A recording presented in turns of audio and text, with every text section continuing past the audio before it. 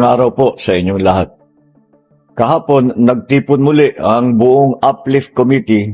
Kasama dyan ay ang Executive Secretary, mga kalihim ng Department of Energy, ang Department of Transport, ang DSWD, ang Department of Agriculture, Department of Finance, ang Department of Development at ang DBM.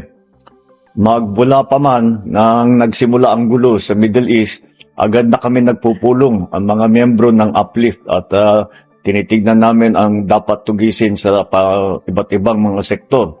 Kaya continuation lamang po ito na aming isang buwan nang ginagawa. At formal nating itinatag ang Uplift upang mas mabilis na maprotektahan ang bawat Pilipino. Simulan po natin sa pagkain. Kapag tumaas kasi ang presyo ng langis, sumusunod ang presyo ng pagkain. Yun ang ayaw naming mangyari. Nagrekomenda ng National Price Coordinating Council na price cap na 50 pesos bawat kilo sa imported na well-milled rice. At ilalabas natin ang executive order para maipatupad na ito sa lalong madaling panahon. Pinalalawak din ang 20 peso rice program. May 627 na ng center sa buong bansa. Ito ay naging mas malawak dahil dati ang aming pinoprovide sa 20 pesos rice ay 600 tons. Ay ngayon umakyat na sa 2,000 tons dahil tumaas ang demand. Meron ding dadating na tulong galing sa Presidential Assistance to Farmers, Fisherfolk and Families. Mahigit 4 na milyong benepisyaryo ang makakatanggap ng 2,325 pesos bawat isa sa Abril. Mayroon ding fuel subsidy para sa mahigit na 40,000 na magsasaka. Ang ating naman mga mangingisda makakatanggap na ng halos 100,000 na fuel card at fuel voucher. Sa ngayon, ang presyo ng basic necessities at prime commodities ay nananatiling nasa suggested retail price levels. Kasama na dito ang bigas. Ito po ang mga primary commodities, 205 na commodities na kinokontrol po natin ang presyo. Patuloy tayong nakikipag-usap sa manufacturer at retailer na hindi sila magtaas muna ng presyo hanggang sa susunod na buwan. Sa ilalim din ng EO 110, binigyan natin ang DOE, PNOC at PNOCEC ang kapangyarihang kumilos ng mas mabilis sa pagbili ng langis. At ginawa naman nila ito. Nag-order na ang PNOCEC ng 1.04 milyong bariles ng diesel. Meron ding 142,000 na bariles na i-deliver ngayong linggo. Ang natitira ay darating sa buwan ng Abril. Nai-release na ng DBM ang 20 bilyong piso para sa procurement ng hanggang 2 milyong bariles ng karagdagang langis. 10 araw ito na dagdag sa ating buffer stock. Sa ngayon, may 51 days tayo na supply dito sa bansa. Noong March 25, nilagdaan ko ang Republic Act No. 12316.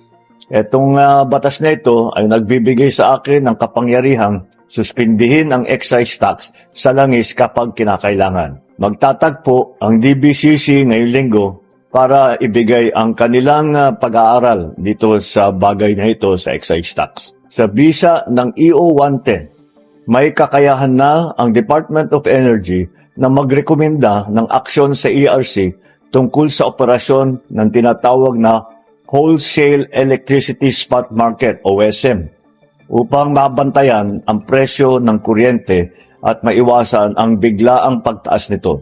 Simula March 26, pansamantalang sinuspindinan ng ERC ang WESM. Ibig sabihin, ipatutupad na ang optimal dispatch ng mas murang energy source tulad ng renewable. Magkakaroon din ng kontrol ang gobyerno sa presyuhan sa WESM. Kasalukuyan itong inaayos na ng ERC. At para sa pangmatagalang solusyon, matagumpay na nag-drill ang Camago 3 well. Nagpo-produce ito ng hanggang 60 million cubic feet ng gas bawat araw. Ang Malampaya gas ay nagkakahalaga ng 480 na piso kada kilowatt hour. Ang imported na LNG naman ay 10 piso at 30 sentimo. Malaki po ang pagkakaiba. At ito ay sarili nating yaman. Para sa mga mananakay, 50% discount na sa LRT2 at MRT3 para sa lahat. Mahigit 12 milyong karagdagang pasahero ang makikinabang dito. Patuloy din ang libreng sakay sa Metro Manila, sa Metro Cebu at sa Metro Davao. May temporary toll discount para sa mga jeepney sa bus at sa freight food transport sa NLEX, SLEX at STAR. Simula April 15, piso na lang ang RoRo terminal fee para sa mga sasakyang may dala ng agricultural products. 2.5 billion piso ang inilaan naman para sa fuel subsidy ng mahigit na 1.4 milyong driver beneficiary at unit. Nakatanggap na ng fuel subsidy ang 155 na driver at 55,252 na unit. Ito ay nagkakahalaga ng 300 milyong piso. Mahigit 256,000 na transport workers sa Metro Manila ang nakatanggap na ng 5,000 na cash assistance. May 1.28 billion pa na ibibigay.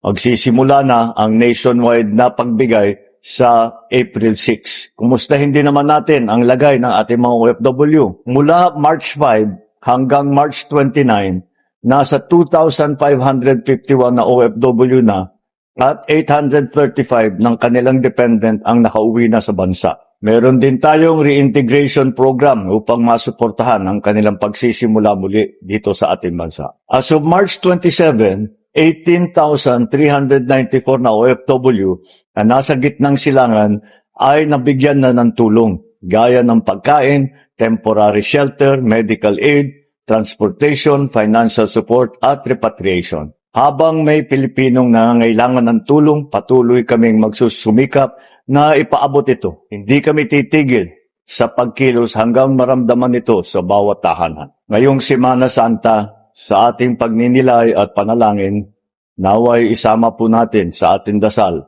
ang kapayapaan at kaginhawaan ng lahat. Bilang Pilipino, ipakita natin ang likas na pakikipagkapwa natin, maging mapag-unawa, maging mapagbigay, maging mapagmahal na Pilipino.